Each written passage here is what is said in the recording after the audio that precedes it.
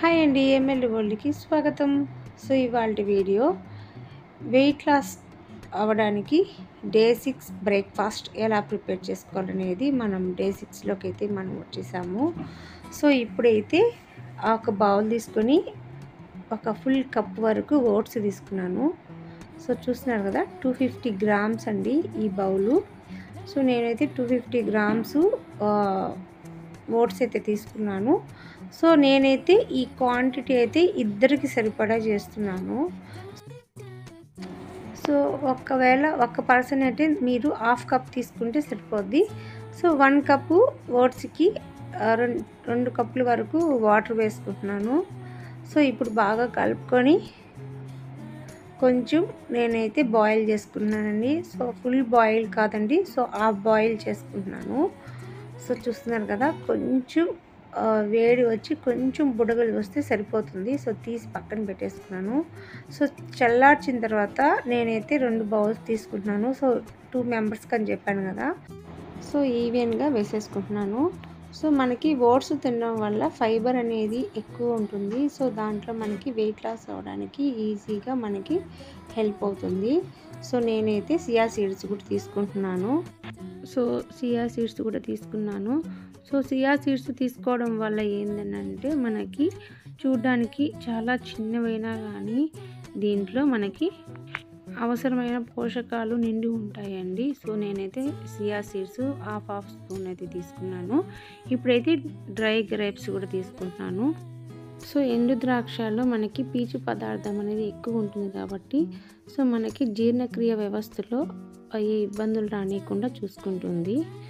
So అందుకని నేను dry grapes కూడా తీసుకున్నాను. సో సన్ఫ్లవర్ సీడ్స్ కూడా ఉపయోగాలు ఏంటంటే మనకి సో మంచి కొలెస్ట్రాల్ని పెంచి చెడ్డ కొలెస్ట్రాల్ని తగ్గిస్తుంది. సో మనకి సన్ఫ్లవర్ సీడ్స్ ఇలా ఉపయోగపడుతుంది. సో నేను అందుకని ఒక 2 స్పూన్ల వరకు తీసుకున్నాను.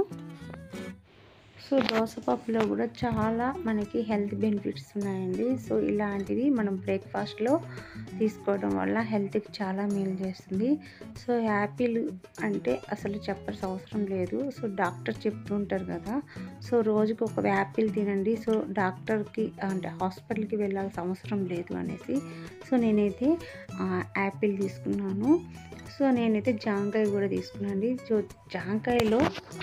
సో జాంకాయలో కూడా ఎంతో హెల్త్ బెనిఫిట్స్ ఉన్నాయి కాబట్టి మనము మార్నింగ్ ఇలా బ్రేక్ఫాస్ట్ తింటూ వెయిట్ లాస్ అయితే సో హెల్త్కి కూడా చాలా మంచిది.